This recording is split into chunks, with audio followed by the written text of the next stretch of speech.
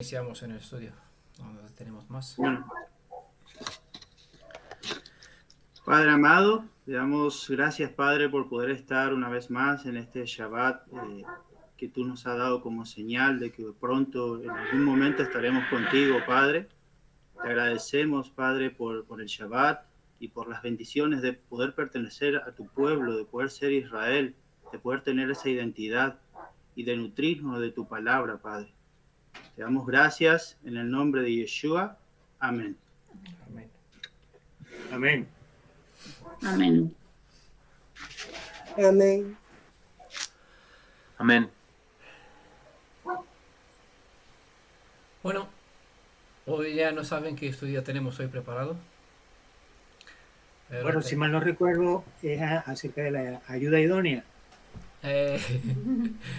no mencioné que en el estudio que vamos a tener en Shabbat voy a hacer una mención en ese sentido sobre ayuda idónea, pero no va a ser posible en esta parte. Es decir, para este Shabbat la vamos a dejar para el segundo Shabbat, el Shabbat siguiente, porque el estudio de hoy, bueno, es más largo de lo previsto, entonces lo dividí en dos secciones, ¿vale?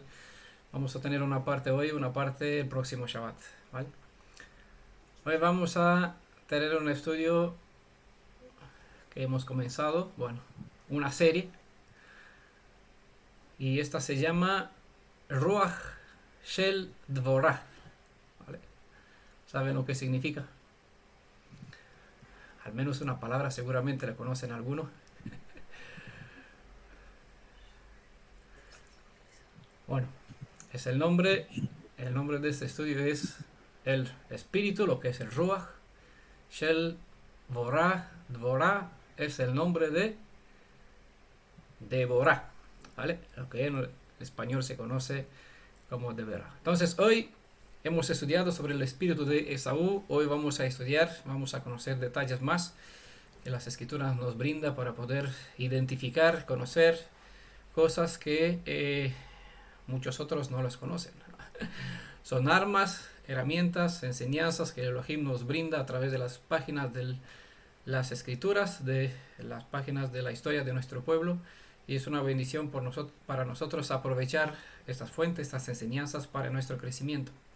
El espíritu de Deborah, Ruach Shel Deborah, ¿vale? Ese es el nombre del estudio que tenemos. Como he dicho, pues vamos a tener dos audios, pero bueno, todo el estudio va a estar compacto, completo, dentro de una sola guía de estudio que vamos a compartirla cuando estará lista, ¿vale? En la comunidad.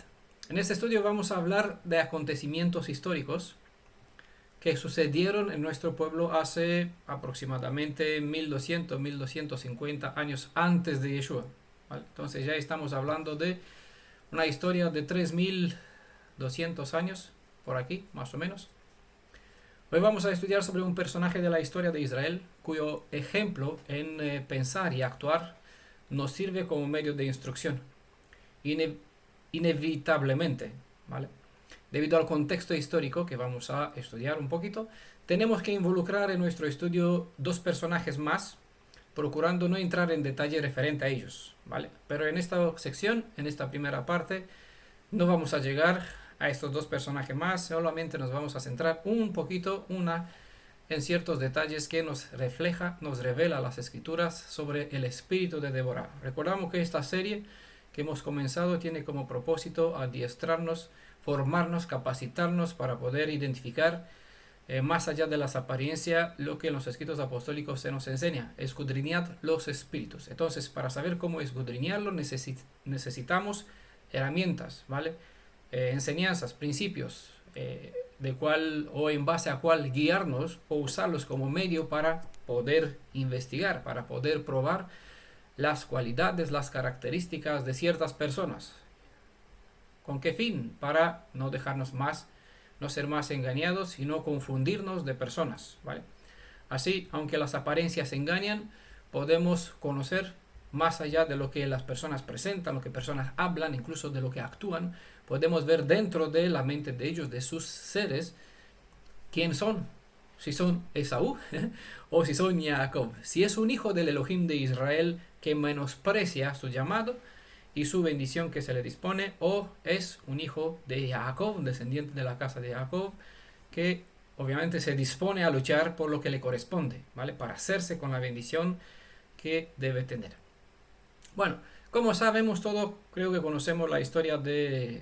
Todos hemos leído en el Tanaj, al menos creo que supongo una vez, ¿no? Un poquito la historia. Después de que Adonai, el Elohim de Israel, entregó la tierra de Canaán a Israel, y este descansó de las guerras, empezó a disfrutar de todo lo que él les dio, ¿vale? Todas las bendiciones.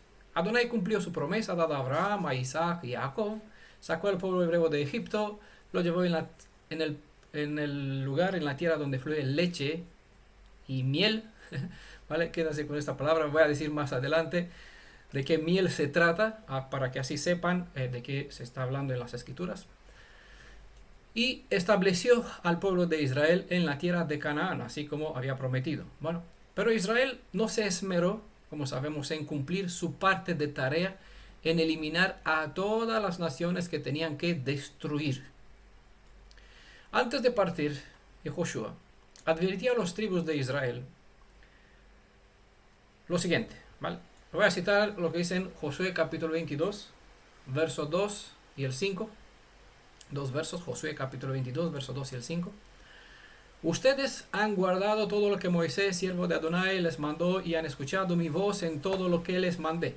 Solamente, es el verso 5, guarden cuidadosamente el mandamiento de la Torá de Moisés, de la instrucción de Moisés, siervo de Adonai, les mandó de amar a Adonai, su Elohim, andar en todos sus caminos, guardar sus mandamientos y de alejarse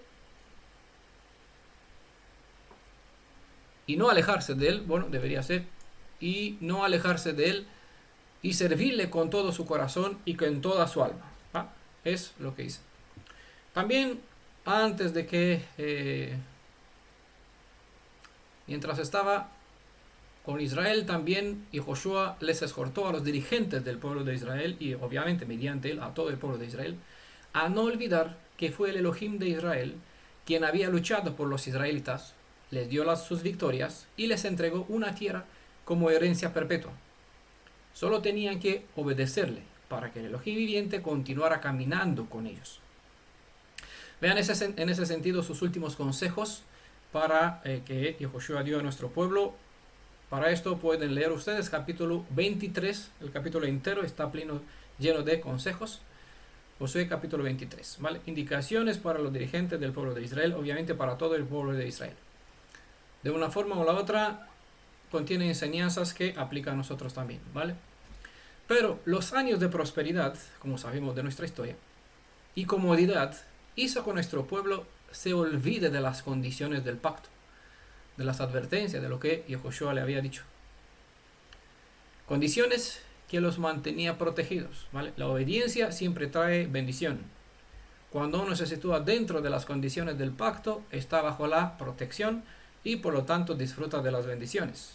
Cuando olvida las condiciones del pacto y ya no cumple con los principios que tenemos en la Torá, uno se sitúa fuera de las condiciones del pacto y por lo tanto pierde la protección. Como ya sabemos, los pueblos cananeos continuaron viviendo allí porque Israel no han cumplido cabalmente con sus trabajos encomendados. Obviamente, y tal como fueron advertidos que pasaría, si no los erradicarían por completo,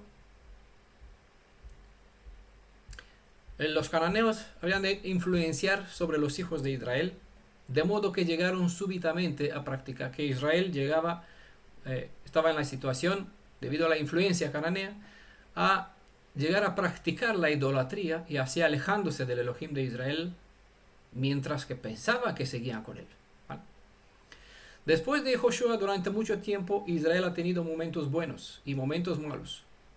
Buenos mientras han tenido a alguien delante de ellos, y malos cuando cada uno hacía lo que le parecía bien en sus ojos, de modo que lo único que hicieron era lo peor que podrían hacer, practicar cosas prohibidas por la Torá. ¿Vale? Una realidad que no es muy diferente de la actual. Como hemos dicho en otras ocasiones, varias veces se cita, creo que 4 veces en todo el libro de Jueces, que a pesar de que Israel tenía la Torá, como nosotros hoy día, que vivimos en un tiempo, o decirlo de otra forma, lo que se presenta en el libro de Jueces es un tipo por el antitipo en que nosotros vivimos, ¿vale? Como ellos, nosotros tenemos la Torá, ¿vale? Ellos no tenían un rey, nosotros tampoco hoy día. Pero aunque tenían la Torá, como la tenemos nosotros, cada uno hace lo que le parece bien en sus ojos. Y por eso ven cada uno corriendo por alguna senda, encontrar algún ruaj, algún viento de enseñanza, creyendo lo que sea, cada uno practicando todo lo que le parece, ¿vale? Y obviamente, ¿dónde lleva? Pues a apostasia y a conflictos, porque nunca estas situaciones juntan. No llevan al shalom, siempre a diferencias, a conflictos. Los cananeos, en aquel momento, finalmente demostraron ser lazo y trampa, como está escrito, azotes en sus costados, como está escrito, y como espinas en sus ojos, ¿vale? 3 detalles que resalté aquí, así como le fueron predichos ya, previamente, ¿vale? Previamente, ¿vale? Le habían dicho Josué capítulo 23, verso 13, donde Adonai ya advirtió, ¿vale? Como saben, Adonai no hace nada, siempre revela desde antes el principio causa o efecto. Si uno vive de una cierta manera, pues las circunstancias, llegará el tiempo cuando tendrá que pagar factura, ¿vale? En Josué capítulo 3 se presenta la historia que debido a varios varones, Israel ha tenido buenos momentos, ¿vale? De tranquilidad, y esos valientes varones han procurado guiar la justicia a Israel en justicia. Después de su fallecimiento, pues el pueblo otra vez volvió a las costumbres de los cananeos. Perdón, no es Josué, es Jueces, ¿vale? El libro de Jueces, capítulo 3, ¿vale? Aquí se nombran algunos varones que igualmente fueron jueces en Israel.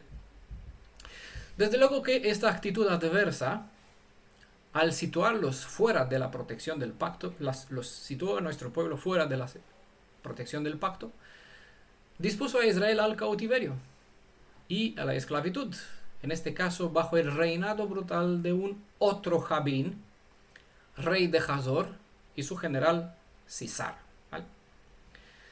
Dije otros, o decimos otro Jabín, porque en los días de Yehoshua ya había vencido a un Jabín y destruido por fuego, arrasó por completo la fortaleza que éste tenía en Hazor. Esta historia está presentada en Josué capítulo 11, ¿vale? Por eso dije, hay un otro Jabín que vivía en los días de lo que se presenta aquí en Jueces capítulo 4, sobre el cual vamos a estudiar, bueno, y el 5. Unos 200 años después de la victoria de Josué sobre Jabín, Israel se encontró nuevamente ante el terrible ejército de un otro Jabín, de Hazor. Jabe o Jabín parece ser el nombre heredado de la dinastía real, como algo parecido a lo que es Faraón, ¿vale? Que es un título. Se toma como un nombre, pero es como un título para los egipcios, ¿vale? Por esa razón aparece como si fueran 2 veces Jabín de Hazor. Pero bueno, hace 200 años Josué mató a uno destruyendo la ciudad. Las excavaciones en Israel pues descubrieron esta ciudad, dieron con ella, encontraron que bastantes cosas aquí de aquella época, incluso bastante ceniza como resultado de un fuego que tuvo bastante poder, ¿no? Tanto que derritó la cerámica. Bueno, exactamente lo que las escrituras declaran. La arqueología confirma que no se trata de mitos, de cuentos, sino que son realidades históricas, ¿vale? Sobre cuál nosotros, ¿qué hacemos? Estudiamos, ¿vale? ¿Por qué? Porque el Tanaj es básicamente la historia de nuestro pueblo, pero también la historia de nuestro pueblo es nuestro manual de instrucción, ¿vale? Esa es la razón por cual siempre nos dedicamos, por lo general, a estudiar Tanaj. Bueno, en los días de Yehoshua, en Gilgal, se encontraba el campamento de guerra de Yehoshua. Jueces, capítulo 2, verso 5, presenta un detalle relevante sobre esta ciudad. Allí en Gilgal era el centro de operaciones militares para la conquista de Canaán. Pero con la trágica declinación de Israel y porque éste no ha cumplido con las órdenes militares de conquista, Elohim de Israel subió, dice el texto, de Gilgal a Boquim. Es decir, para muchos los nombres no le dicen no mucho, pero por eso tratamos de explicar el significado de los nombres. Porque cuando entendemos el significado de los nombres, entonces lo que leemos ya revela otras cosas, ¿vale? Boquim prácticamente no fue encontrado, no pudo ser localizado como un lugar físico. Por eso entendemos que es una metáfora lo que quiso decir Elohim, que al subir, hablando del ángel de Adonai, el Malach de Adonai, al subir de Gilgal a Boquim, es decir, Boquim se refiere al lugar del llanto. En otras palabras, el cambio del nombre tenía como propósito enfatizar la trágica declinación de Israel de victoria, Gilgal, en Boquim, al llanto, ¿vale? Jueces capítulo 2, verso 5. Los cananeos se habían restablecido en la tierra y reconstruyeron su capital, Hazor. Irónicamente, los israelitas ahora eran los oprimidos por los que ellos mismos habían conquistado anteriormente. Porque no tenían que conquistarlos, tenían que destruirlos, arrasados por completo. Eso es cuando la gente deja de luchar confiando en la gracia, ¿vale? Y ahí es donde llevan los conceptos erróneos cristianos, donde se tiene el concepto, el Mashiach hizo ya todas las cosas, él cumplió, nosotros no tenemos cosas que hacer. Bueno, tenemos cosas que hacer, y al no hacer lo que debemos hacer, pues que no nos sorprenda que el mal, los cananeos, ¿vale? Hemos estudiado en el libro de Osea, cananeo significa mercader, pues nos venden, ¿cómo dice Gogosh? Bueno, rosquillas, donuts, nos venden engaños, nos venden vientos de enseñanzas, cosas que al final nos atrapará, se convertirá en un lazo, y al caer en esto nos encontraremos como esclavos en una falsa doctrina. Es lo que sucede cuando nosotros no hacemos lo que tenemos que hacer, o cuando confiamos en voces, en enseñanzas, en dichos instructores, que en realidad en lugar de enseñarnos lo que es Torah, lo que nos corresponde hacer, nos enseña una Torah falsa, sacada de la manga, ¿vale? Los cananeos consolidaron su dominio sobre la fértil explanada de Esdrelón y la defendían con unos, como está escrito allí en el texto. Bueno, nosotros no vamos a hacer lectura de todo el capítulo, ustedes pueden leer el capítulo de Jueces, capítulo 4 y el 5, ¿vale? Así también tenemos la parte que vamos a hablar, el segundo Shabbat, la continuación, la parte 2 de este estudio, ¿vale? Los cananeos consolidaron su dominio sobre esta tierra fértil, había una tierra fértil, y la defendía con 900 terribles carros de combate, ¿vale? Es la herramienta más avanzada de aquella época. Ante estas herramientas de guerra, los israelitas, con sus armas rudimentarias, no tenían ninguna posibilidad de victoria. Si quieren ver, ustedes pueden mirar cómo estaban los carros de guerra. En aquel tiempo los egipcios tenían algunos bastante avanzados en aquel tiempo, pero ya estamos hablando no de los egipcios, sino de un tiempo más avanzado que el de los egipcios. Entonces tenían los carros más desarrollados que en los días de Moisés, ¿vale? Tenían, en algunos lugares se presenta que tenían en las ruedas algunas lanzas. Entonces los que iban de infantería no tenían ninguna posibilidad de sobrevivir a los carros, porque esta cortaba con las lanzas que tenían las ruedas todo lo que encontraba de camino. Piernas de caballos, de personas, de todo. Bueno, una arma terriblemente mortal. Los cananeos pues establecieron una red de ciudades fortificadas que defendían con sus para defender esta porción de tierra fértil que tenían.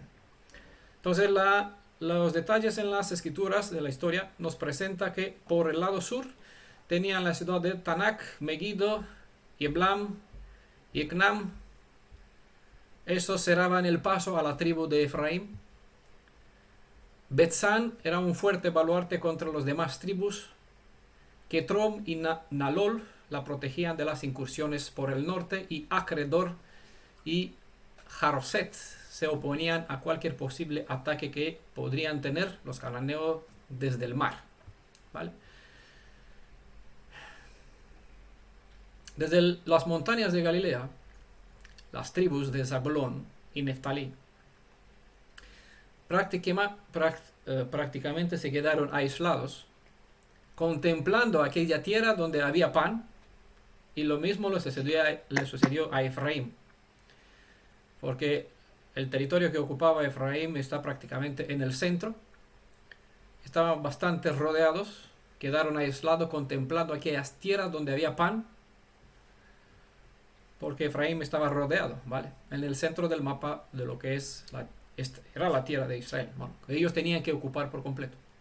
Aquellas tierras dominadas por el poderoso ejército cananeo rompían la continuidad territorial entre las tribus del norte, de modo que no tenía mucha conexión y los caminos pues estaban bastante complicados para ser circuladas, ¿no? Para que uno pueda viajar y tener relaciones con las demás tribus.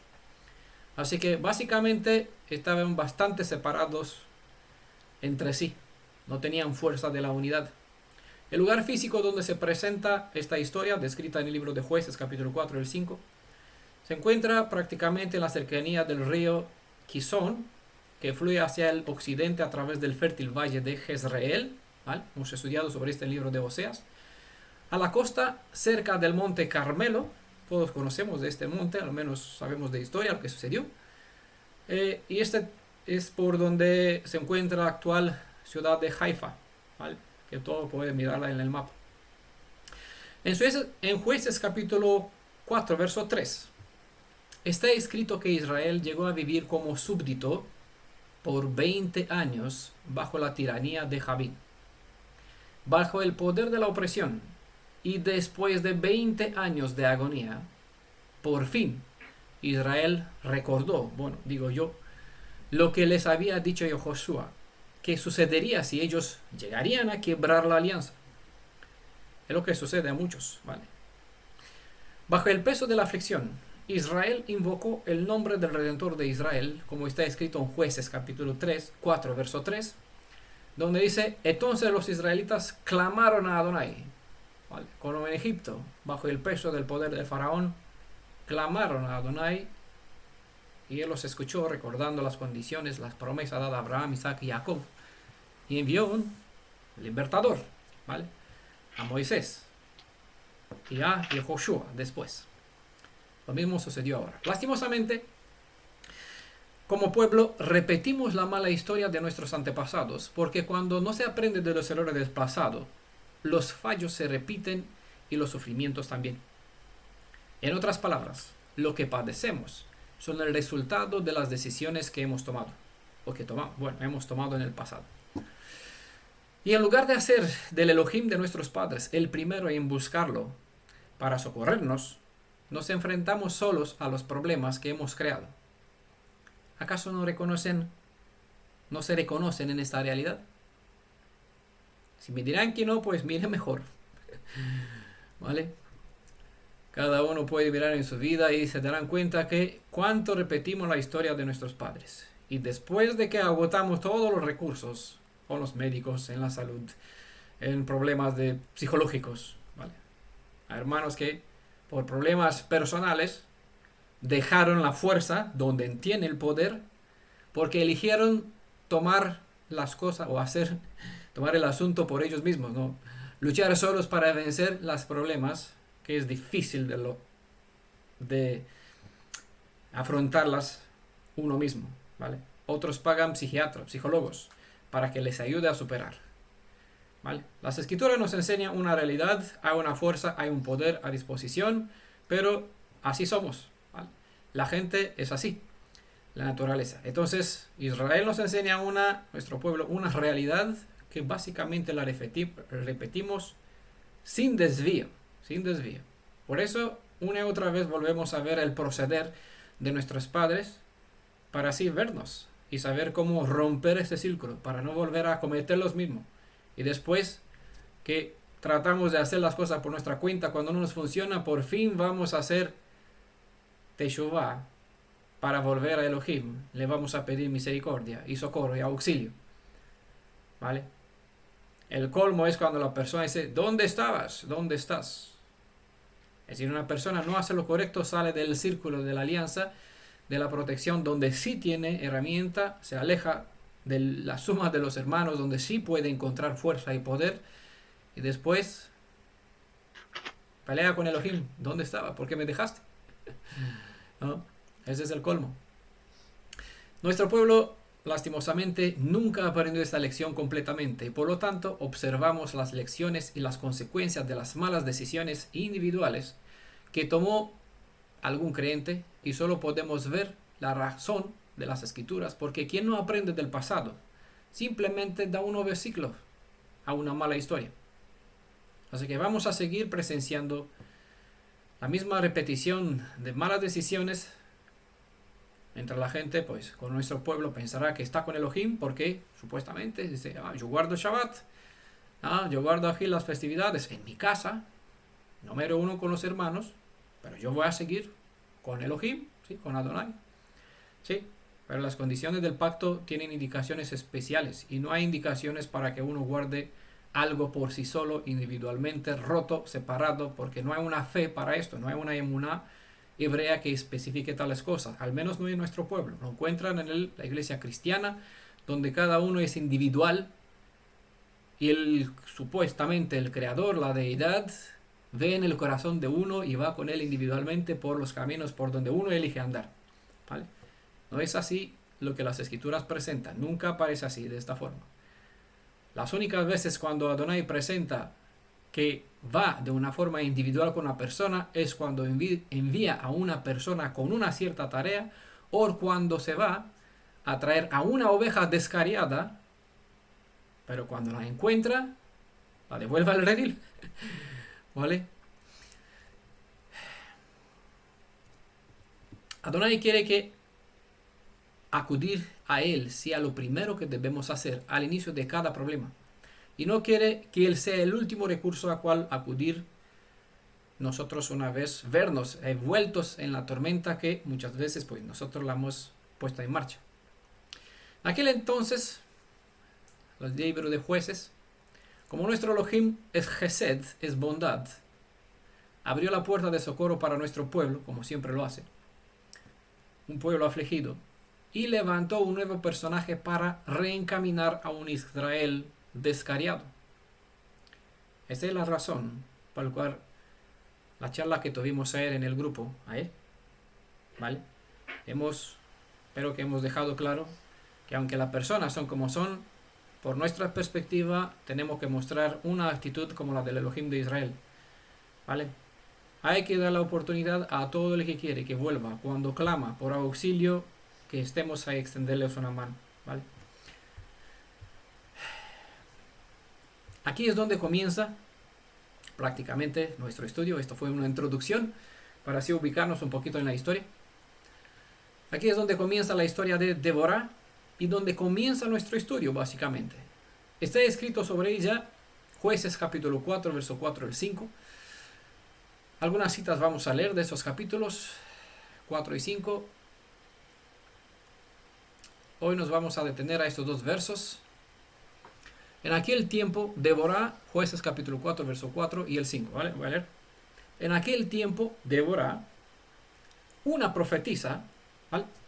Voy a destacar algunos aspectos que se presentan aquí en esta sección, porque todo lo que vamos a hacer en este estudio prácticamente nos vamos a centrar en algunos aspectos sobre el cual vamos a sacar enseñanza, o cuales nos enseña a nosotros cómo conocer una persona, una mujer, un varón que tiene el espíritu de Débora, ¿vale? O el Ruach Débora, o el espíritu que estaba en Débora, ¿vale?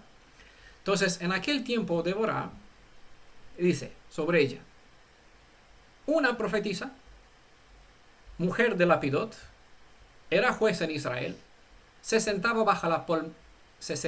bajo la palmera de Débora, entre Rama y Betel, en la montaña de Efraín, y los israelitas subían donde ella en busca de justicia, ¿vale?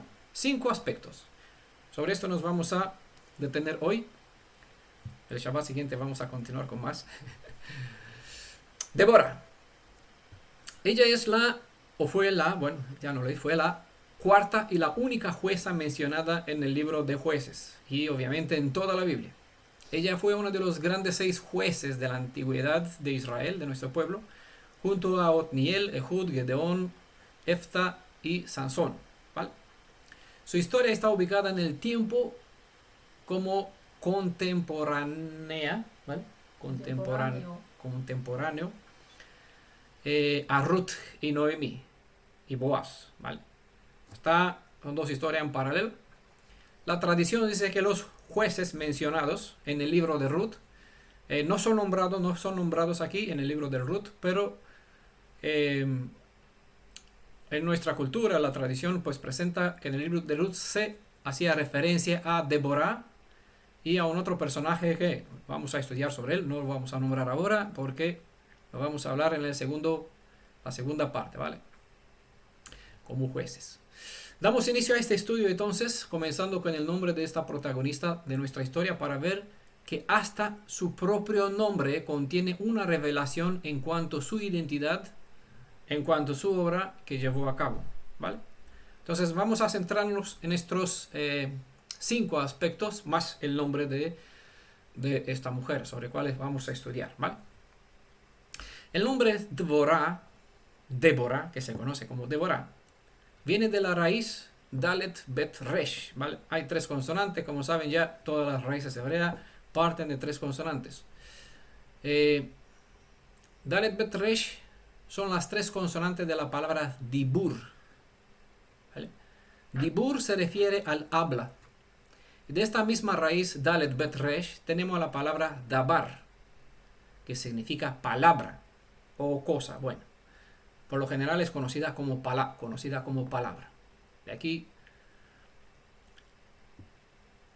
la palabra de uno tiene poder cuando habla, ¿vale? Dibur. Cuando habla, o mejor dicho, cuando el habla está fundamentada en palabras de Dibrot. ¿Vale? Son términos difíciles, ¿verdad?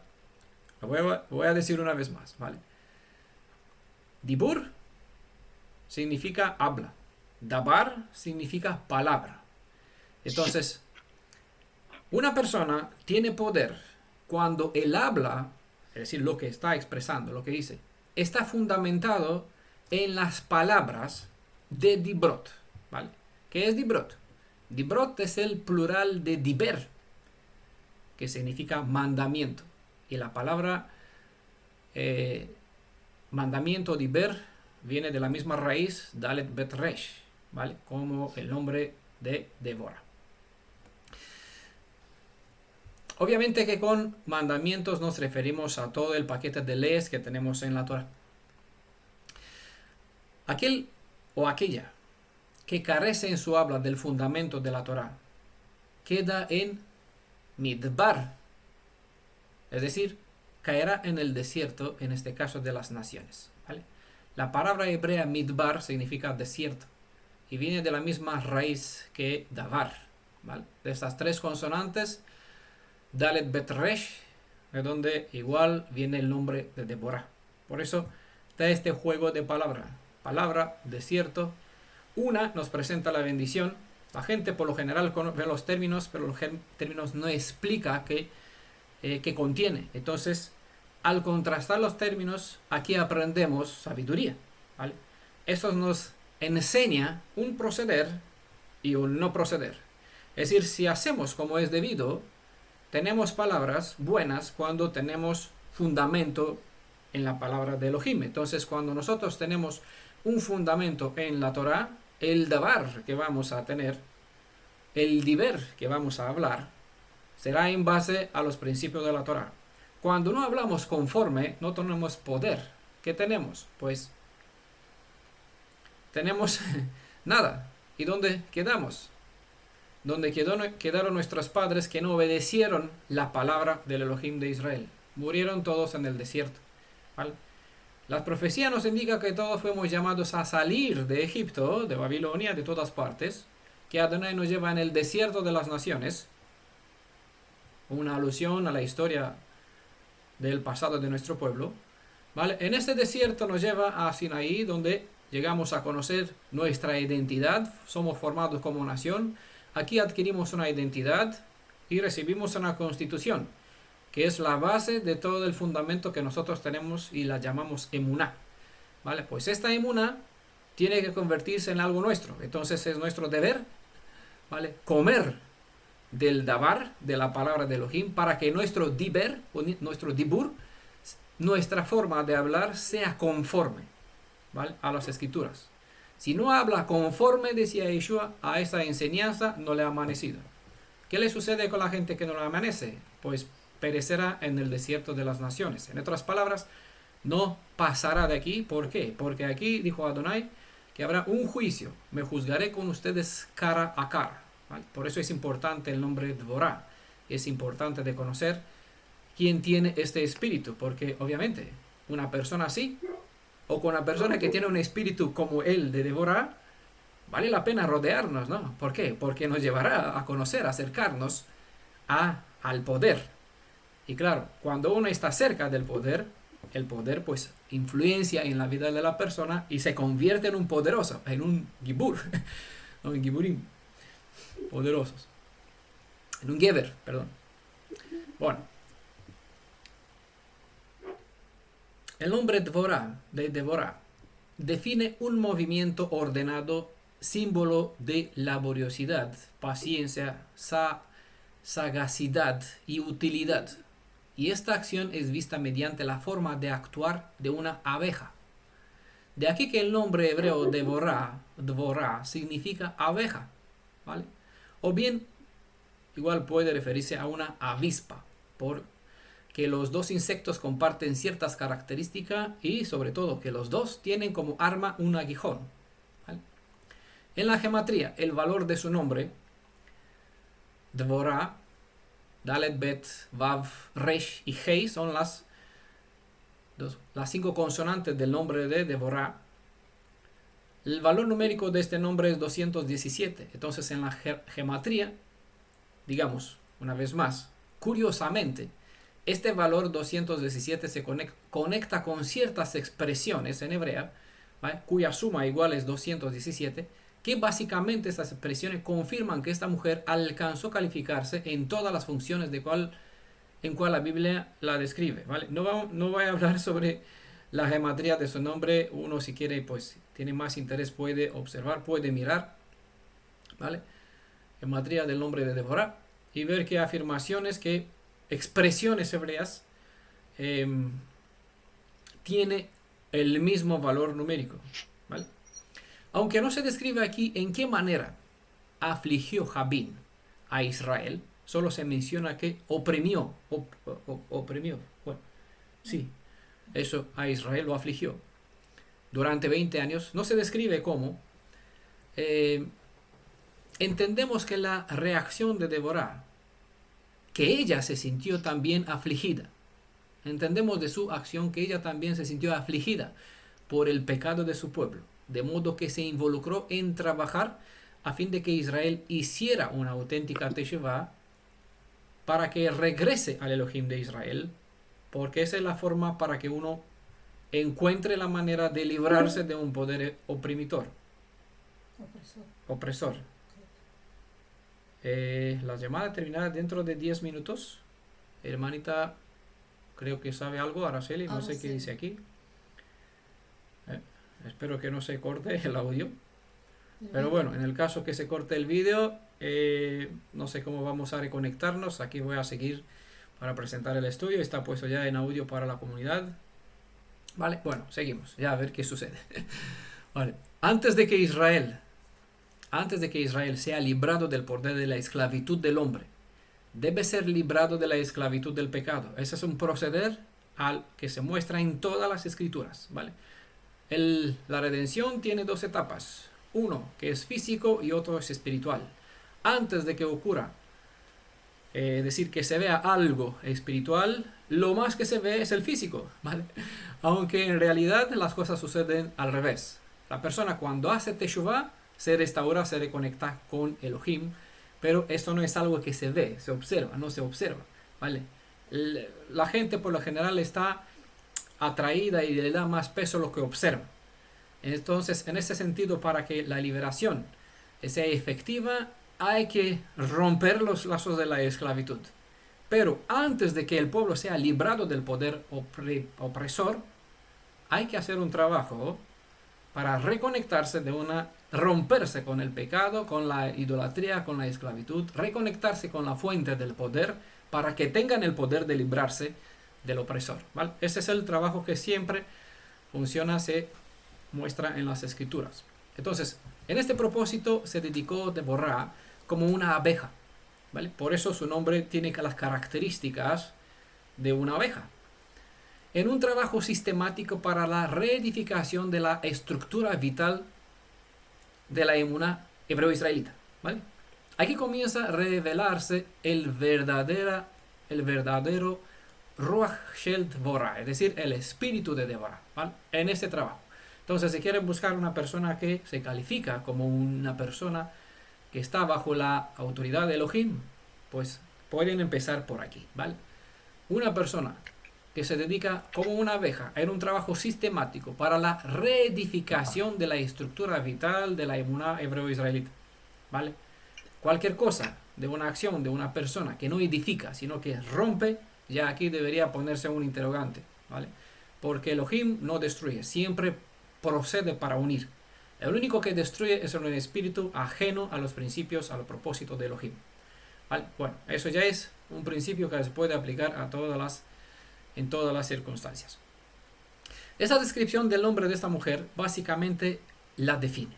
Y digamos, Adonai vio en ella que como abeja disponía de un arma equiparable para combatir los insultos pulsantes de Javín y de su general, ¿vale? Algún ejemplo lo voy a dar, pero lo voy a decir en parte 2 cuando llegamos a hablar más de ellos, ¿vale? Conforme al principio diente por diente, así se necesitaba de alguien diestro en usar el habla como un elemento punzante, así mismo como está el aguijón de la abeja, ¿vale? En contra del mal habla de los cananeos.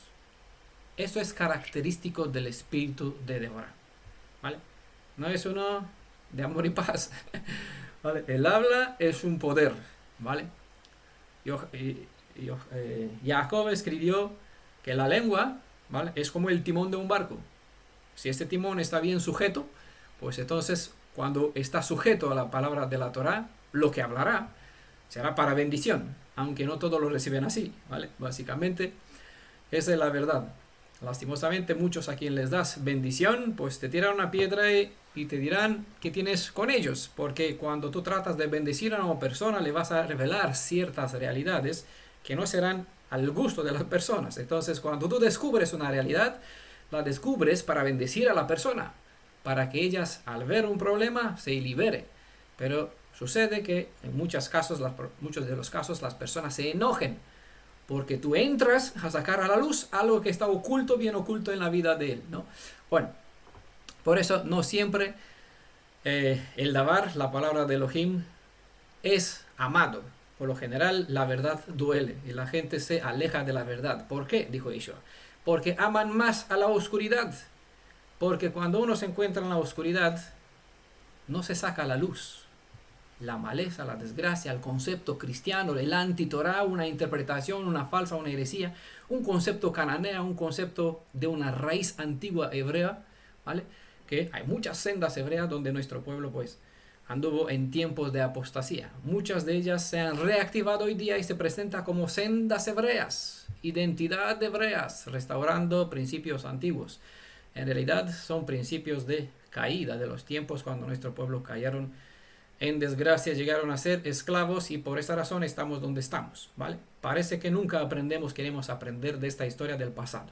La bendición que tenemos es que Adonai va a tener un procedimiento diferente y los que no pasan debajo de su vara, de la unidad de medida que es la Torá, esta vez no entrará en la tierra de los prometidos, porque en esta tierra hay un camino que se llama camino de la santidad, y uno que no se encamina en limpiarse de toda escoria e inmundicia, como está escrito en Apocalipsis 22, no entrará, nada inmundo entrará en esta tierra. Bueno, Fue dicho en Números capítulo 33, verso 55, que los cananeos iban a ser como una espina, es decir, un aguijón, algo punzante en el costado de Israel. Como Israel no destruyó lo que tenía que destruir, ahora tenían que usar las armas de la sabiduría en contra de las armas maléficas cananeas. Está escrito también en Eclesiastes capítulo 12, verso 11, las palabras de los sabios son como aguijón. En el hebreo está la consonante zayin, que presenta en su forma pictográfica, se presenta como un aguijón, ¿vale?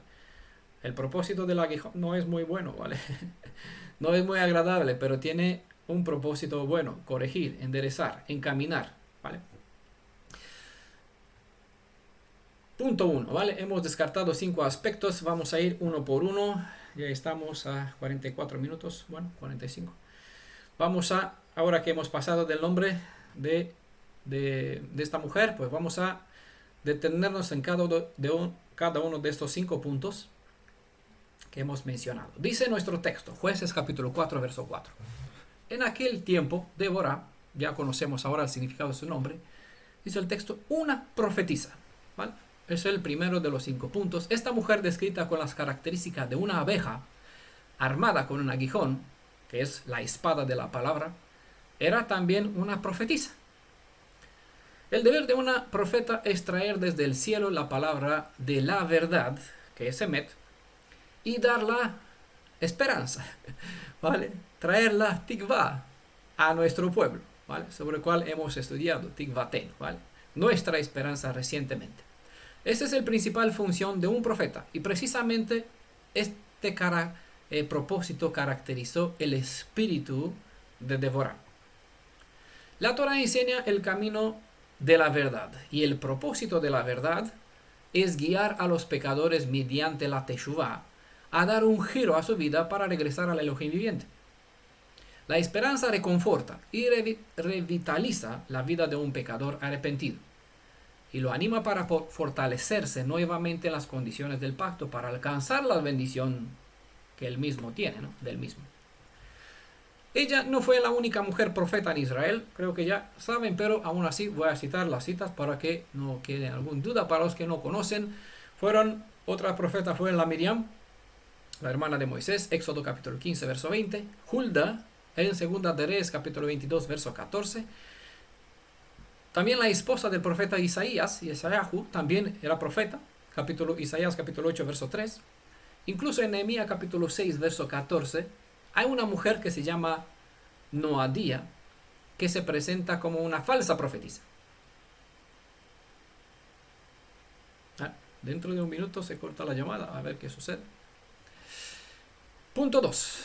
También dice nuestro texto en Jueces capítulo 4, verso 4, que esta mujer abeja, profetisa, Débora, era la mujer de Lapidot.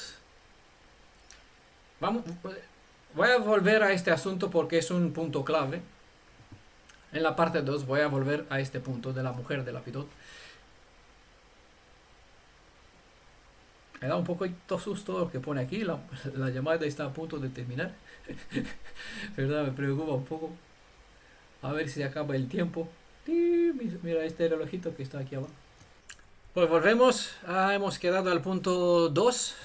¿Vale? Jueces capítulo 4, verso 4. El verso 4 y el verso 5, ¿vale? El verso 4 pues presenta algunos aspectos, y el 5, verso 5, algunos otros aspectos. En total tenemos 5 puntos, ¿vale? Estamos con el punto 2. Dice nuestro texto aquí en Jueces capítulo 4, verso 4, que esta mujer, Débora, no solo era profeta, sino también la mujer de Lapidot. Cuando se describe los majestuosos títulos, normalmente, de una persona, por ejemplo, Don Fulano, el gran general del ejército tal, de la quinta legión X, conquistador de, señor de, etc. Bueno, luego decir esposo de, no, algo aquí no está bien, ¿no? Mencionar que es una persona casada no es muy aparejado a la grandeza que traen los honoríficos, los títulos honoríficos, ¿vale? Al menos no en la cultura que nosotros conocemos. pero nosotros estamos estudiando la hebrea. ¿Vale? Hemos visto que Débora era profetisa, juez, consejera, que la gente de Israel la solicitaba. ¿Quién entre decenas de miles quiere que entre sus títulos, dirigente, por ejemplo, dirigente de la comunidad tal, Morej de la Kehila X, rabino de la Yeshiva X, doctor en las ciencias bíblicas, catedrático en la Universidad de la Geología Bíblica en Haifa, bueno, ejemplo. Después de que se presenta esos largos títulos, se mencione esposo o esposa de. Pero no, por nada Adonai inspiró al autor de este libro en indicar entre los títulos de esta mujer que era esposa de Lapidot. Débora estaba casada con un hombre llamado Lapidot. Este nombre viene de la palabra hebrea lapid, que significa antorcha. Es relevante el detalle que esta mujer era esposa porque significa que a su vez ella no actuaba por sí sola, sino que tenía sobre su cabeza una cobertura, o sea, su marido. A su vez, esto revela que el espíritu de Débora estaba sujeto a las legislaciones de la constitución del Elohim viviente. ¿Vale? El detalle que la Débora era esposa es importante para definir la identidad de una mujer en Israel. Una mujer que se dispone a compartir la sabiduría de las escrituras debe estar casada, según enseñaba Shaul en Efesios capítulo 5, verso 21 al 33. Entendemos que el caso de la Débora es un manual de instrucción para identificar y calificar a aquellos varones o mujeres como siervos verdaderos sujetos a la Torah bajo la cobertura del Mashiach, como cabeza de la esposa.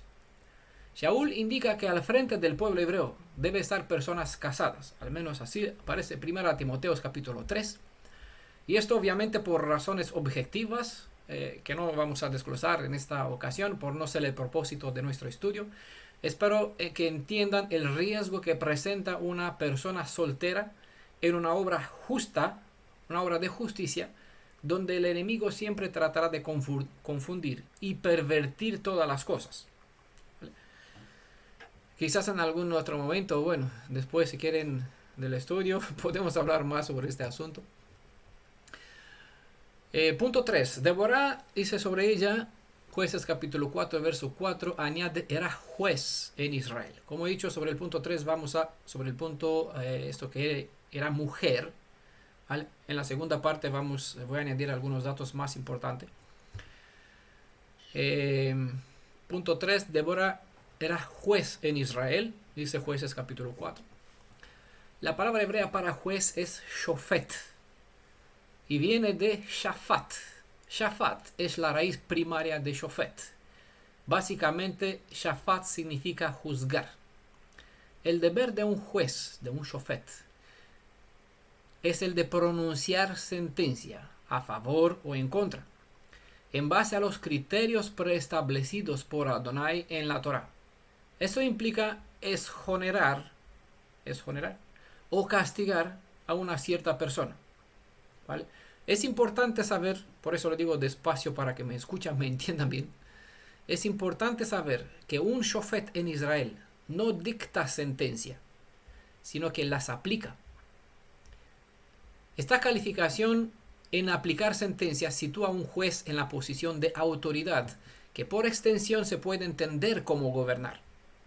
La autoridad que le concierne su posición se vierte como gobernación. Pero este título no convierte a un juez en el presidente de una nación, en un rey, por ejemplo, ¿no?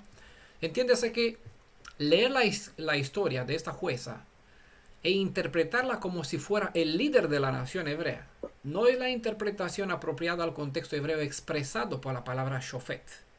Por eso voy a explicar un poquito más ese sentido, esa expresión. Un shofet, es decir, un juez o jueza, ocupa esta posición porque ha seguido una formación donde se ha calificado en el conocimiento de las sentencias dictadas por Adonai en la Torah. ¿Vale? Lo voy a decir una vez más para que entiendan. Un shofet, un juez, ocupa esta posición o este cargo, esta responsabilidad, porque obviamente ha tomado un tiempo de estudio y ha adquirido un conocimiento en base a cual está capacitado para dar o para pronunciar las sentencias, en ciertos casos, dictadas por Adonai en la Torah. ¿Vale? Entonces, esa sentencia viene en base al proceder que se debería practicar en conformidad con lo que se suele conocer como leyes, reglas o juicios. Es decir, mishpatim es el plural de mishpat. Lo que es mishpat, es decir, leyes y reglas, lo que tenemos en la Torah, uno de los grupos de principios que tenemos en la Torah. Mishpat enseña qué se debe hacer en un debido caso y qué no se debe hacer en el mismo. La sentencia viene como resultado de una acción adversa a lo que es enseñado como procedimiento. ¿Se entiende? ¿Vale? Seguramente por eso todo eso va a quedar por escrito, para que así puedan aprovechar y adquirir, asimilar esos principios, porque en base a ellos pueden hablar con personas que tienen ignorancia en cuanto al sistema de juicio que existe en la Torah y que Adonai dejó en las escrituras, o personas que se toman la autoridad de dictar, de juzgar y decretar cosas que le parece según su opinión, ¿vale? Un juez, un shofet en Israel, no dicta sentencia, pronuncia la sentencia ya dictada por Adonai preestablecida, ¿vale? Entonces, por eso, bueno, no me adelanto. Obviamente un shofet debe conocer los procederes adecuados para cada circunstancia y en base a ellos enseñar al pueblo a saber qué está bien y qué no, para saber cuál es el buen camino que deben seguir, ¿vale?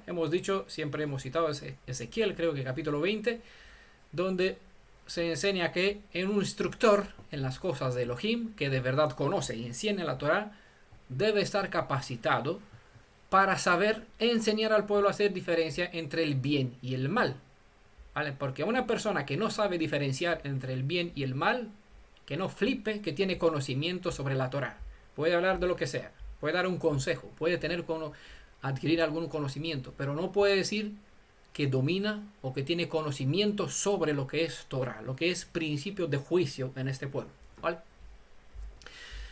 En el caso que la persona no toma en cuenta la instrucción y elige un proceder distinto, el shofet debe saber qué castigo le corresponde al transgresor, y en función de la gravedad del asunto. Recordemos, el shofet no crea un castigo, sino que aplica lo que ya ha sido indicado como pago adecuado para una transgresión, ¿vale? Los principios que tenemos en la Torah en ese sentido, para el que es shofet, ¿vale? Un juez, son los mismos principios que se aplicarán en el juicio venidero, que la gente habla del fin del mundo, pero no sabe el proceder, no entienden cómo se califica Adonai y qué pintamos nosotros en este caso, ¿vale? ¿Qué hay en los libros? ¿Qué archivos? ¿Qué testigos? No entiende el proceder. Bueno, no necesitamos, es decir, no nos interesa lo que los demás creen, no nos interesa las interpretaciones sobre los escritos de Apocalipsis. Necesitamos conocer los principios que tenemos en la Torah como fundamento, que es la base del juicio, ¿vale? Así podemos saber quién se califica y cómo se hace, y en base a qué una persona calificada puede juzgar, qué autoridad le concierne y hasta dónde se extiende su límite de autoridad, ¿no? Y obviamente, al no hacer caso, ¿cuál es la consecuencia? Porque siempre trae consecuencias. La obligación de un shofet era como sabemos, siempre lo repetí muchísimas veces, no mirar hacia la cara de la persona y no juzgar en base a sus propios intereses, ¿vale? Son dos principios que creo que ya lo conocemos. Si no, búscanlo ustedes, ¿no? Ya ni he buscado la cita más para citarla, ustedes ya deberían saberlo en la Torah, estos dos principios básicos. Bueno, de hecho, esos dos principios básicos tienen que formar nuestro ser, nuestro carácter. No mirar hacia la cara de la persona, no juzgar en base a sus propios intereses, sino más bien limitarse a lo que la Torah le enseña, independiente cómo será apercibido por aquellos cuyo caso juzgaría. Eso es el espíritu de justicia que motiva al Ruach, al espíritu de Deborah, ¿vale? Entonces, dicho esto, esos son factores que pueden identificar en una persona que está dentro, guiada, motivada por este espíritu. O al menos, si es algo que nos gusta, nos agrada, nos parece bien, sabemos qué valores perseguir. Con el tiempo, bueno, como saben, a lo largo de la historia, los jueces se han juntado en un tribunal y ese se ha convertido en la Suprema Corte de Justicia y es llamado hoy día Beit Hamishpat Ha'elion. ¿Vale? Eso significa en el hebreo actual el Tribunal Supremo de Justicia, ante cual obviamente sabemos que las escrituras presentan así, ante cual muchos tendrán que presentarse para que sus casos sean juzgados. Pero cuando observamos el espíritu de un verdadero shofet, no tomamos en cuenta los principios modernos y más bien los de antaño, como de los días de Débora, sobre el cual estamos estudiando, ¿vale? Hay otra palabra que en hebreo es para juez, y esta palabra es dayan. Por aquí teníamos una hermanita que se llama Dayana, ¿vale? Dayan. Este título honorífico solo corresponde al Elohim de Israel como juez por excelencia, y el Dayan es el único que dicta las sentencias, ¿vale? Los shofet no dictan sentencias, pronuncian la sentencia, o ya la sentencia preestablecida por el Dayan, por el juez supremo, y la aplica, ¿vale? Es lo que hacen los jueces en Israel. Los shofim, jueces, es el plural, son aquellos que aplican las justas sentencias ya decretadas por el Dayan. En base a esta verdad, en el pueblo de Israel se tiene la capacidad de saber quién, cómo y cuándo una persona se encamina hacia la bendición, hacia la destrucción.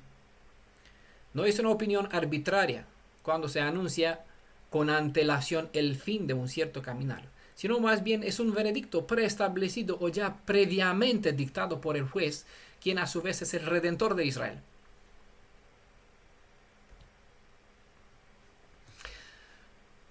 La capacitación de un shofet es conocer las sentencias y aplicarlas o anunciarlas según los casos, ¿vale? Puede que algunos consideran estas verdades como, y sé que los considera como enseñanzas de hombre, pero aquí los hombres son quienes fueron capacitados por el Dayan en ser shofim, ¿no? Considerar enseñanza o reglamento del hombre una verdad que no ha subido a las mentes de algunos neófitos en los reglamentos de justicia se considera rebeldía en contra del legislador y no una mera acción en contra de aquellos que solo pronuncian o dan voz a las sentencias decretadas por el mismo Redentor de Israel. El dictamen o la sentencia decretada como pena para aquellos que actúan en adversidad a las enseñanzas de un shofet no revela piedad alguna. No por el hecho de que una persona no hace caso a la persona que tiene delante y quien le comparte los reglamentos de la justicia, sino por levantarse en contra de aquel que autorizó a un shofet a actuar con la autoridad de Elohim en Israel. Elohim es un título que por igual se aplica al Creador, como a aquellos que él ha autorizado en compartir la justicia en medio de su pueblo. La palabra de un juez, de un instructor en los procederes de la Torah, es elevada a palabra de Elohim, y el dictamen que una tal persona presentaba tenía que ser acatado como palabra o voluntad de Adonai. Esto no porque un hombre decretaba algo, sino por los principios que el dicho hombre enseñaba, siendo esta enseñanza o dictamen la ordenanza directa que el Elohim de Israel mandó como herramienta de justicia en medio del pueblo de Israel. Tengan como evidencia Éxodo capítulo 22, ustedes lean verso 8 al 9. En esta cita, Éxodo 22, verso 9 al 8, es donde en castellano aparece 3 veces la palabra jueces. En el texto hebreo está escrito 3 veces Elohim, ¿vale? Los jueces en la Torah son Elohim. Los shofim los jueces son la extensión de la autoridad del Elohim viviente en medio del pueblo hebreo. Esta autoridad concedida los califica a ser observados como Elohim. El término Elohim expresa autoridad. En la asamblea de los jueces, Adonai es supremo porque Él es quien extiende su autoridad sobre aquellos que el texto hebreo los eleva al título de Elohim. En ese sentido, espero que tengan en cuenta el Salmo 82, verso 1 y el 2, y entiendan lo que este Salmo declara. Solo les quiero decir para que no se dejen engañar por las traducciones, ya que en este texto no tiene, Salmos 82, verso 1 y el 2, no tiene absolutamente nada que ver con los ídolos, sino que es un verso que se refiere a la autoridad de los jueces en nuestro pueblo, ¿vale? Cuando Adonai, como Dayan, señorea sobre los Elohim, el texto, bueno, lastimosamente el texto de Reina Valera traduce con Dios, porque ve el término Elohim aplicado a los hombres y no les cuadra. Entonces, claro, dice Elohim es Dios. Entonces, Dios reina sobre la asamblea de dioses. Como decir, en este caso, el sentido de algunas traducciones. Hay aquí reunidos en una asamblea Tamuz, Dagón, todas las deidades antiguas, Baal, bueno, Jesús, Padre, Hijo y Espíritu Santo. Y sobre todos está el Elohim de Israel, ¿vale? No es esto. Este texto no tiene, esa interpretación es descabellada, no tiene nada que ver con la enseñanza de las Escrituras. Los Elohim en este contexto son los jueces en Israel, sobre el cual reina o domina o gobierna el Dayan, como es la cabeza suprema del Estado de Israel, como soberano, como el rey, como el Melech de Israel, ¿vale? Sobre los jueces en Israel, Adonai es quien gobierna y a través de ellos Él enseña al pueblo de Israel su justicia, ¿vale? Hasta aquí, punto 3. Punto 4 dice Josué, Jueces capítulo 4, verso 5. Hablando sobre Débora, dice sobre ella que se sentaba bajo la palmera de Débora entre Rama y Betel en la montaña de Efraín. Es el texto. Este detalle nos enseña al menos dos cosas, ¿vale? Una es respecto a Débora, y con este detalle aprendemos otra característica del Ruach Shel Débora, el espíritu de Débora. Y en segundo lugar, una referencia que se relaciona con el pueblo de Israel, ¿vale? Como he dicho, en primer lugar, Débora no daba clases particulares, privadas, como algunos dichos maestros de hoy dan a creyentes que siguen mujeres o varones, ¿vale? Privados. Débora no daba clases particulares. Estar bajo una palmera es estar fuera de la casa, en un lugar público, donde no se da tanto lugar al diablo en maquinar ideas indebidas en las mentes de aquellos que se deleitan en los chismes. No corresponde, es inapropiado a una mujer hebrea, y esta cuando está aún más casada, estar a solas con un varón en la ausencia de su esposo o sin que él lo sepa. Obviamente se aplica al revés, también para los varones. Ella enseñaba abiertamente. Y en segundo lugar, la palmera es un dátil, ¿vale? Pero no parece casual que no se menciona el dátil, sino solo palmera. Eso significa que la palmera aún no daba dátiles. Y por lo tanto el dato indica que en Israel ha habido gente, como hoy en día, que sucede lo mismo. Por eso somos el antitipo de nuestro pasado. En Israel ha habido gente en aquel tiempo que no daba dátiles. Por lo tanto, no venía a aprender la sabiduría, no venía a pedir consejos, o en el caso que venía, pues no seguían las indicaciones. No todos acuden a recibir consejos, y no todos aquellos que reciben consejos de un shofet aplican a su vida las indicaciones, ¿vale? Cuando esto no ocurre, uno puede ser una hermosa palmera. Es decir, cuando no ocurre que la persona venga a pedir consejos cuando sabe que tiene un consejero, una consejera, o si viene no hace caso, cuando esto no ocurre, la persona puede ser una hermosa palmera, pero sin los dulces dátiles no destilará la preciosa miel. ¿Vale? Entiendan el sentido de las metáforas hebreas, o si no, pues busquen sus significados dentro de estos valores hebreos, ¿vale? O después de que se acaba esta clase, pues podemos volver con esto y explicarlo un poquito más. En el Salmo 92, verso 12, se nos habla de la palmera. Ahí dice, el justo florece como la palmera. La relación describe que Débora tenía el espíritu de la justicia porque ella era obediente a las instrucciones de la Torá y por lo tanto era una mujer ejemplar. Por eso ella se merece estar bajo la palmera. Sobre ella se declara que florecerá, y esto es evidente porque sus actos produjeron dulzura de bendición en Israel. Bueno, eso lo vamos a ver en la parte 2, que debido a esa dulzura, a esos actos positivos, porque vivía en justicia, Israel vivió 40 años en paz. ¿Ah? Bendición, ¿verdad? ¿Qué es mejor? ¿Ser una mera palmera o producir frutos y dar frutos?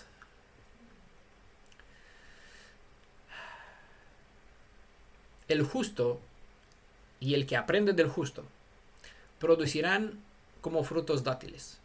Es decir, reflejarán el tiferet, el resplandor de la belleza de la justicia en su vida. No debemos conformarnos con ser meras palmeras en Israel.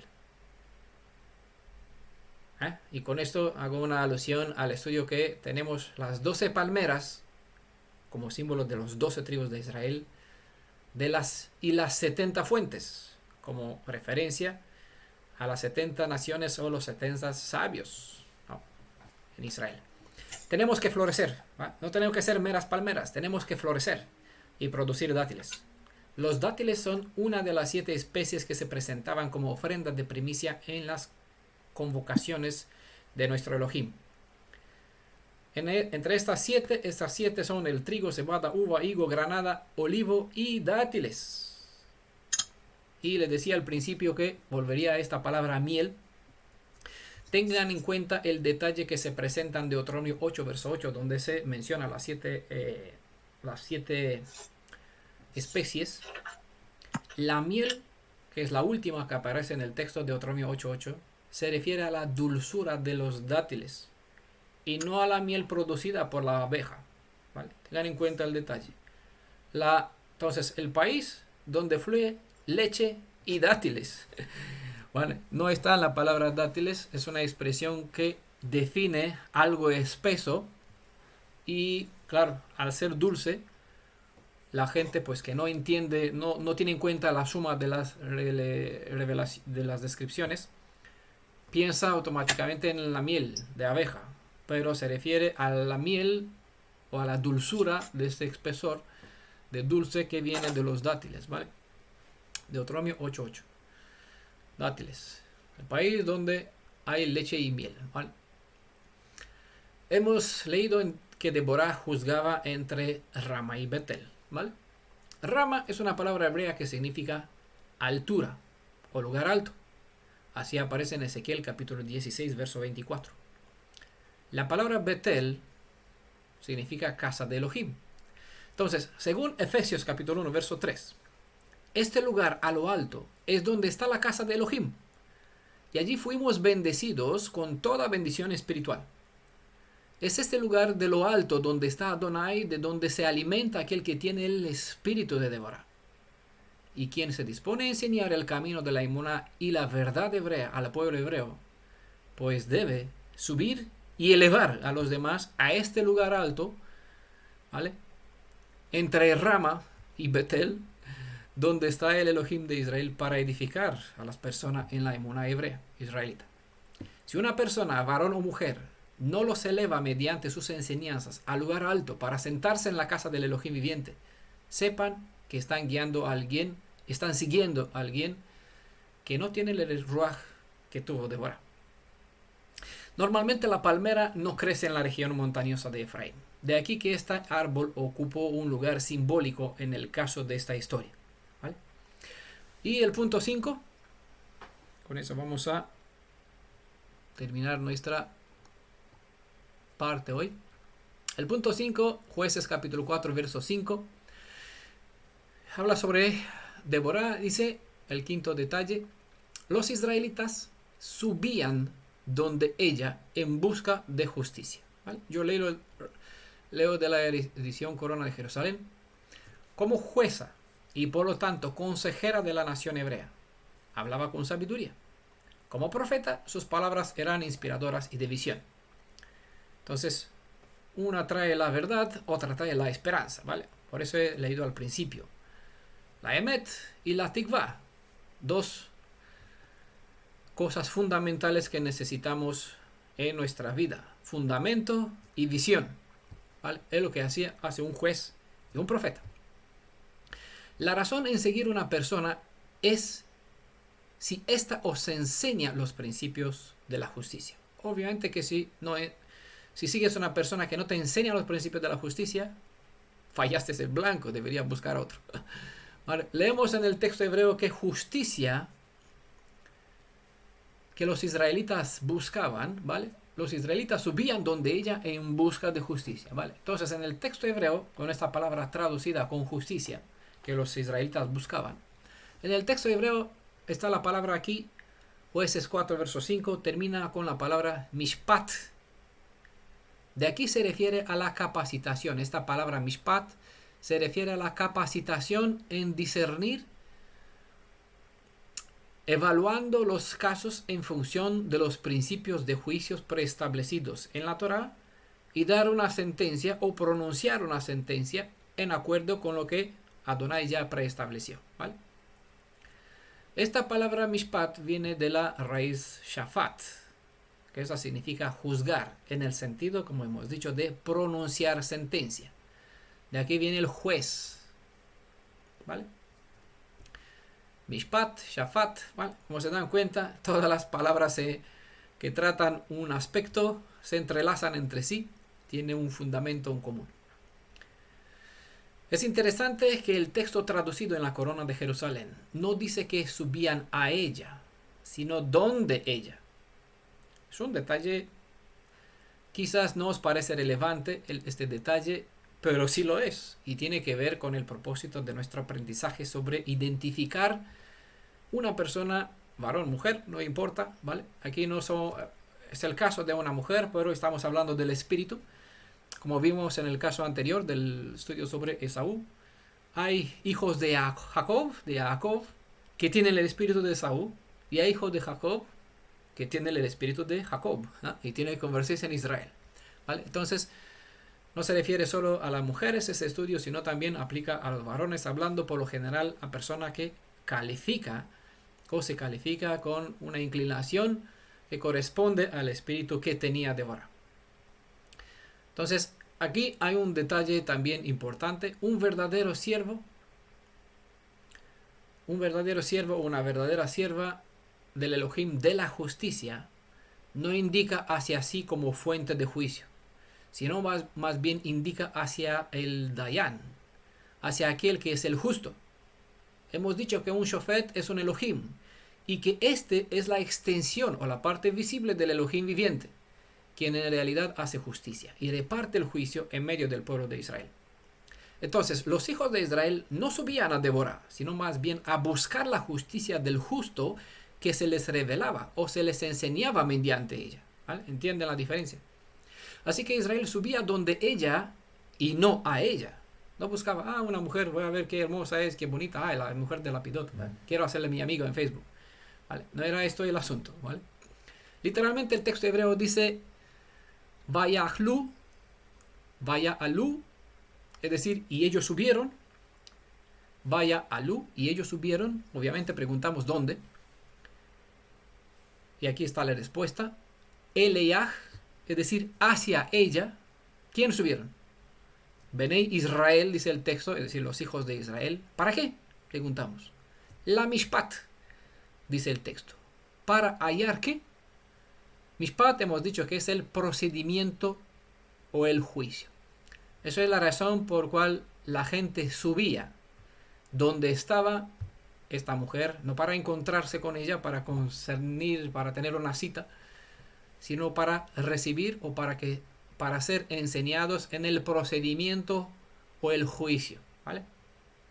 Entonces, aquellos que enseñan los principios de justicia de la Torá no son la fuente, sino que son el caudal por donde se desborda el río de agua viva que nos brinda Adonai mediante las leyes de la Torá.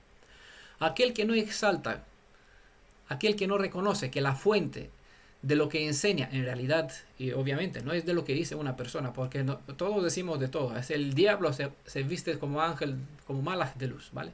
Entonces no es tanto lo que uno expresa, sino lo que revela mediante su forma de pensar, su forma de comportarse, ¿vale? Por eso aprendemos una suma de detalles que califica a una persona como un siervo de Elohim o uno, y con eso, claro, si uno no refleja esos principios, obviamente que es un siervo de otro Elohim, ¿vale? Entonces es una persona que finge, es una persona que se viste como si fuera un siervo de Elohim, pero cuando le quitamos el vestido, lo vemos que en realidad no ves al Shofet, no ves a Elohim dentro, no ves a un Neví, a un profeta dentro de una persona, ¿vale? Porque no conecta el cielo para traerla a la tierra, sino que más crea desorden, ¿vale? Aquel que no exalta que la fuente de lo que enseña en realidad es pertenencia del Elohim de Israel, al atribuirse los privilegios como algo propios, dichas estas a una forma silente, porque la gente no lo dice, pero actúa como tal, ¿vale? Entonces, esta persona se atribuye una autoridad que no le pertenece y por lo tanto no solo se descalifica como una persona obediente, sino también ignorante de la tierra, ¿vale? Obviamente a una tal persona no hay que seguirle de ninguna forma, ¿vale? Por eso aprendemos a quitar el vestido de las personas, como es la expresión en la escritura, dejar a uno desnudo, para que así ver si resplandece la tiferet, la honra del Elohim de Israel, o si simplemente pues no es quien aparenta ser. Bueno, hermanos, aquí vamos a dejar nuestro estudio sobre el Ruach de Deborah, ¿vale? Ruach Shel Deborah, el espíritu de Deborah. Vamos a continuar el siguiente Shabbat. Hay algunos datos más que el texto nos brinda y obviamente por el contexto debemos, se hacía más largo y tenemos que traer en nuestro juicio. Ahora aquí hacemos un proceder de las cosas, las presentamos para averiguar, sacar provecho de todo lo que tenemos en este contexto.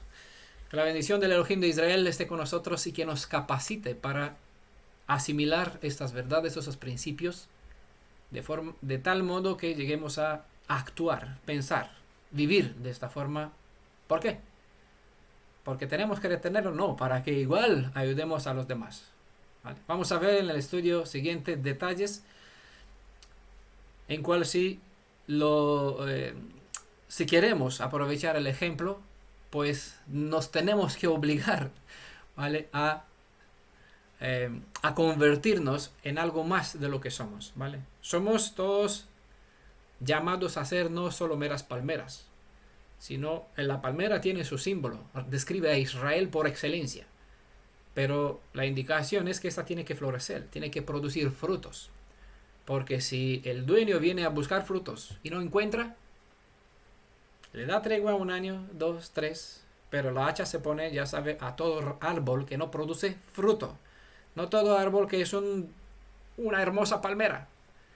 La palmera puede ser hermosa, pero si no produce dátiles, no trae dulzura, no refleja el gozo que te produce lo que es la festividad de Sukkot, ¿vale? Donde se presentan los dátiles como primicia. Bueno, hasta el próximo Shabbat. Quedamos aquí después de la clase para si hay preguntas alguna.